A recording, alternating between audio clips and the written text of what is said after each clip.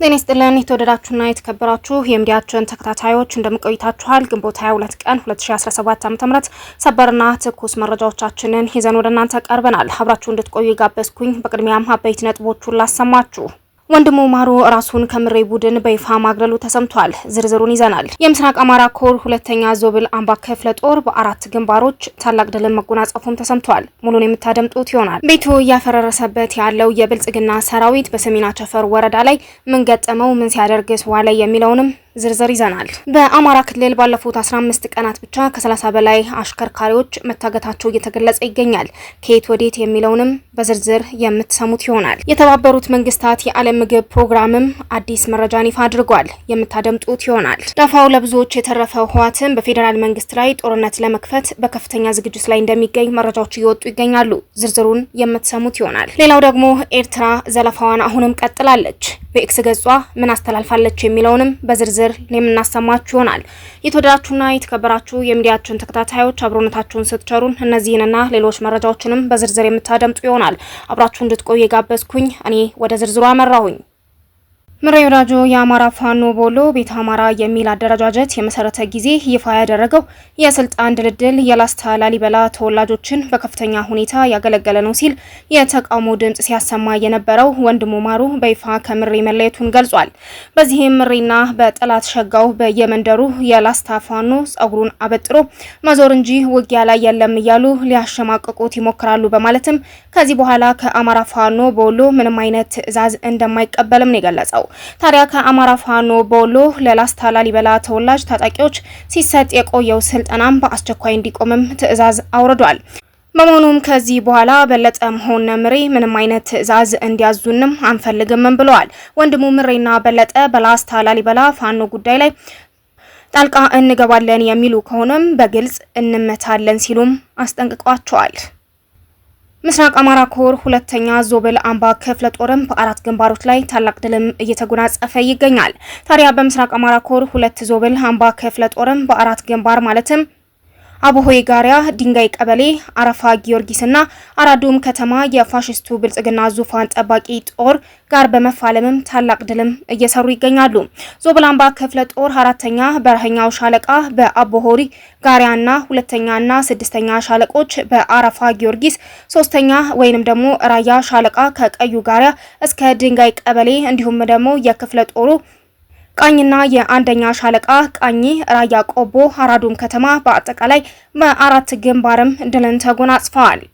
ታዲያ የዞብል አምባ የክፍለ ጦር ቃኝና አንደኛ ሻለቃ ቃኝ ራያ ቆቦ አራዱም ከተማ ሌሊቱን ገብተው የጠላትን ካምፕ በመቆጣጠር በርካታ ዙፋን ጠባቂ ሰራዊት ሙትና ቁስለኛ በማድረግም እንዲሁም ቁሳዊ ጉዳትን በማድረስ ጠላትን አንገት በማስደፋት ታላቅ ድልም ሰርተዋል። ሁለተኛና ስድስተኛ ሻለቃዎች ወደ አረፋ ጊዮርጊስ ለመውጣት አስቦ ማጥቃት ያደረገን ጠላት በመመርመር በርካታ ሙትና ቁስለኛ አሳቅፈው ወደ መጣበት መልሰዋትም ሲሉ ነው የአይን ማኞቻችን የነገሩን።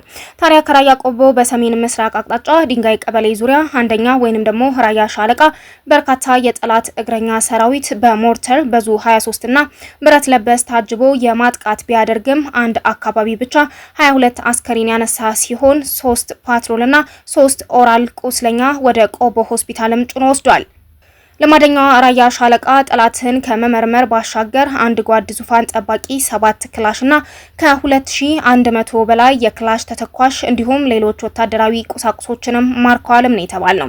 በርካታ ሰብአዊና ቁሳዊ ኪሳራ የደረሰበት ጠላት ንጹሃንን ኢላማ ያደረገ የከባድ መሳሪያ ጥቃት በመክፈትም ድንጋይ ቀበሌ አካባቢ ልዩ ስሙ ኮረራው መንደር በብረት ለበስ 3 መኖሪያ ቤት ከነሙሉ ንብረቱ በማቃጠልም ሙሉ ለሙሉ አውድሟልም ነው ያሉን።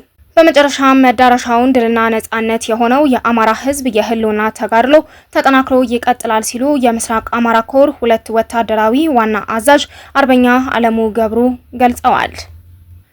በትላንትናው ዕለት ማለትም በቀን 21 9ኛ ወር 2017 ዓ.ም በሰሜን አቸፈር ወረዳ ዳርፋር ላይ በዲሽቃና በብሬን የተራራ ደንጋይ ሲፈልጥ ያረፈደው ቤቱ የፈረሰበት የብልጽግና እቅዱ እየከሸፈ ሆኖም ከተማዎችን እየተቆጣጠረበትም ይገኛል። በዚሁ ቀን ሳንክራ ከተማ የነበረው ጠላት ፋኖ መጣ ሲባል ሳንክራን ለቆ ወደ አሲኗራ ጭንባ ፈርጥጧልም ነው የተባለው። ፋኖም ሳንክራን ከተማ በጸዋቱ ተቆጣጥሯታል። ታዲያ በዚሁ ቀን ከሰዓትም ከበለን ተነስቶ ወደ ይስማላ ያቀናው የፋኖ ኃይል ይስማላ ከተማ ያለውን የአብይ ዙፋን አስጠባቂ ወታደር ሲደበደበው ማምሽቷል። በዚህ ቀን 3 ሙት 4 ቁስለኛም ተደርጓል ነው የተባለው። ማታ ላይም ሊበን ከተማ ያለው ዙፋን አስጠባቂ ወታደር ፋኖ ገባ እያሉ ሲተኩሱም ማምሸታቸውንም የመረጃ ምንጮቻችን አጋርተውናል። በአማራ ክልል ባለፉት 15 ቀናት ብቻ ከ30 በላይ አሽከርካሪዎች መታገታቸው እየተገለጸ ይገኛል። ታዲያ በክልሉ ያለው የጸጥታ ችግር የአሽከርካሪዎችን ደህንነት አደጋ ላይም ጥሎታልም ሲሉም ነው የተነገረው። በአማራ ክልል ባለፉት 15 ቀናት ብቻ ከ30 በላይ አሽከርካሪዎች ማንነታቸው ባልታወቁ ሰዎች መታገታቸውን ጣና የከባድ መኪና አሽከርካሪዎች ማህበር ለአዲስ ስታንዳርድም አስታውቋል። ለደህንነታቸው በመስጋትም ስማቸው እንዳይጠቀስ የጠየቁ የማህበሩ አመራሮች የአሽከርካሪዎች እገታ ከ2009 ዓመተ ምህረት ጀምሮ መኖሩን ገልጸው ሆኖም አሁን ላይ ግን በክልሉ ካለው የጸጥታ ችግር ጋር በተያያዘ እየተባባሰ መምጣቱንም ነው የተናገሩት። ታዲያ ከጨጨሆ በጋይንት ደብረታቦር እስከ ወረታ መገንጠያ ድረስ ያለው መስመር የስጋት ቀጠና መሆኑን የገለጹት እኚሁ የማህበሩ አመራር አያይዘውም ከጎንደር ጭልጋ እስከ መተማ ያለው መንገድም ለ2 ወራት ያክል አገልግሎት አቋርጦ እንደነበረም ጠቁመዋል። አክለውም እንደሳቸው ገለጻ ከሆነ ከዚህ በፊት በክልሉ በስፋት የሚስተዋሉ የሹፌሮች ሞት የቀነሰ ሲሆን ይህም የሆነው ሹፌሮች በማታ የሚያደርጉትን ጉዞ በመቀነሳቸው መሆኑንም አስረድተዋል። ታዲያ ታጋቾችን ለማስለቀቅም ከ50 ሺህ እስከ ሚሊዮን ብሮች ድረስ እንደሚጠየቁ ገልጸው ጉዳዩ አስቸኳይ እልባት ሰጠው ይገባልም ሲሉም ነው አጽንኦት የሰጡት። የተባበሩት መንግስታት የዓለም ምግብ ፕሮግራም በጋጠመው የገንዘብ ድጋፍ እጥረት ሳቢያ በኢትዮጵያ በማካሄድ ላይ ያለው የእርዳታ አቅርቦት መጪው ሰኔ ወር ላይ ሊቋረጥ እንደሚችል አስታውቋል። የምግብ እርዳታ መጠን ቅነሳው በስደተኞች ላይ ተግባራዊ መደረጉንም የዓለም ምግብ ፕሮግራም ባወጣው መግለጫ አመላክቷል። ታዲያ በኢትዮጵያ አሁንም የቀጠሉትን ግጭቶች፣ ድርቅ፣ ጎርፍና የዋጋ ግሽበት በሀገሪቱ ያለውን የምግብ ዋስትና ችግር እያባባሱትም ነው ያለው ተቋሙ በትግራይ ክልል ሲካሄድ የነበረውን ጦርነት የሰላም ስምምነቱ ቢያስቆመውም በሌሎች የሀገሪቱ ክልሎች በተለይም በአማራና ኦሮሚያ በመካሄድ ላይ ያሉ በትጥቅ የተደገፉ ግጭቶች ኤጀንሲውን ለተጨማሪ ወጪና አደጋ እያጋለጠው መሆኑንም ነው ያስታወቁት። የተወደዳችሁና የተከበራችሁ የሚዲያችን ተከታታዮች መረጃዎቻችን አሁንም እንደቀጠሉ ናቸው። አብራችሁን ቆዩ። ህወሓት በፌዴራል መንግስት ላይ ጦርነት ለመክፈት በከፍተኛ ዝግጅት ላይ እንደሚገኝ እየተነገረ ይገኛል። ታዲያ ህወሓት የኤርትራ ወታደሮች የትግራይ ሰራዊት ልብስ በማልበስ ከፍተኛ ቁጥር ያለው የኤርትራ ሰራዊት ወደ ትግራይ በመግባትም ላይ እንደሚገኝም ነው እየተነገረ ያለው። ከዚህ ጋር ተያይዞ ዛሬ ሌሊት በጣም ብዛት ያለው የኤርትራ ሰራዊት ወደ ትግራይ ላይም በመግባት ላይ ይገኛልም ብለዋል። ህወሓትም ከማታ ጀምራ ከፍተኛ የሆነ ዝግጅት በማድረግ ላይም ትገኛለች ሲሉ የመረጃ ምንጮቻችን አጋርተውናል። ኤርትራ የማስታወቂያ ሚኒስቴር በይፋዊ የኤክስ ገጹ ላይ በትግረኛ ካሰራጨው በቀጥታ ተተርጉሞ የተወሰደ ሲሆን ከዚህ በታች ያለውን የምታደምጡት ይሆናል። ኢትዮጵያ ካላት ጂኦፖለቲካዊና ስልታዊ ጠቀሜታ የህዝብ ብዛትና ተጽዕኖ የተነሳ በአፍሪካ ቀንድ ጠቃሚ ሀገር መሆኗ ጥርጥር የለውም። እስካሁን ኢትዮጵያ የምትመራው ከአጼ ምኒልክ ጀምሮ በ5ኛው መንግስትም ነው። ይሁን እንጂ በተለይ በብልጽግና ፓርቲ አገዛዝ ስር ከወደቀች በኋላ ታይቶ በማይታወቅ ትርምስ ውስጥም ገብታለች። ስለሆነም የኢትዮጵያ ዜጎች ሀገራቸው ሉዓላዊነት ሲደፈርስና አንድነታቸው መደፍረሱ በእጅጉ ያሳስባቸዋል። በአሁኑ ወቅት የችግሩ ብቸኛ መፍትሄ ሁከት ነው ብለው በማመን በትጥቅ ትግል የሚካፈሉ ወገኖች በሁሉም የኢትዮጵያ ክልሎችም አሉ። ሆኖም ከ2020 እስከ 2022 ከባድ ጦርነት በኋላ ኢትዮጵያዊነቱ ወደ ኋላ የቀረ የትግራይ ህዝብ የኢትዮጵያ አካል በመሆንም ሆነ በሌላ መንገድም ሰላምና ደህንነትን ይናፍቃል። ታዲያ በአማራ ክልል ህዝቡ በመንግስታቸው ላይ እምነት አጥቶ ሰብአዊ መብቱና ሀገራዊ ክብሩን ማስከበር ብቸኛ አማራጭም አድርጎታል። የኦሮሚያ ብልጽግና ፓርቲ ከጥይት ድምጽም አልወጣም።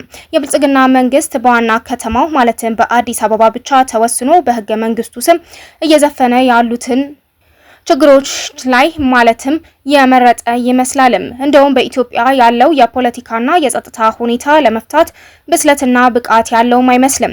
ኢትዮጵያውያኑ በመንግስታቸው ጅልነት እንዲህ ያለ ያልተረጋጋ አካባቢ መጋፈጣቸውንም በእውነት ያሳዝናል። ታዲያ በኢትዮጵያ ያለው የፖለቲካና የጸጥታ ሁኔታ በተፈጥሮ ለዜጎቿ ብቻ ሳይሆን ለመላው የአፍሪካ ህዝብና ከዚያ እስከ ኢትዮጵያ ዳር ድንበር ድረስ አሳሳቢም ሆኗል። በተያያዘ በአራት መንግስታት ማለትም በምኒልክ፣ በኃይለ ሥላሴ፣ በደርግና በኢህአዴግ ሉዓላዊነቷንና አንድነቷን ያስጠበቀችው የኢትዮጵያ ጂኦፖለቲካል ቅርጽ አሁን ላይ ያለው ሁኔታ ብዙዎችንም ያሳስባቸዋልም ይላል። የኤርትራ ማስታወቂያ ሚኒስቴር ኢትዮጵያን በተመለከተ ተመሳሳይ ትንተና እንደሚያቀርብና ቀጣይነት እንዳለውም ነው የገለጸው። በመሆኑም መንግስት የሰሞኑ ኤርትራ እያራመደች ያለውን ተከታታይ ዘለፋውን በተመለከተ ምላሽ ከመስጠትም ተቆጥቧል ማለቱም አይዘነጋም። የተወደዳችሁና የተከበራችሁ የሚዲያችን ተከታታዮች ለሰዓቱ ተሰሙት የወደድነው የመረጃ ጥንቅራችን እስካሁን የተከታተላችኋቸውን ይመስሉ ነበር። ቀጣይ በሌላ የመረጃ ጥንቅር እስከምንገናኝ ድረስ ቸር ቆዩ። ቤቱን ያልተቀላቀላችሁ በመቀላቀል ሀጋርነታችሁን ታሳዩ ዘንድ ልባዊ ጥያቄያችን ነው። ኮሜንት፣ ላይክ፣ ሼር ማድረግም የገላችሁ ነው። ሰላም በያለንበት ለሁላችን፣ ሰላም ለሀገራችን ኢትዮጵያ። አሻም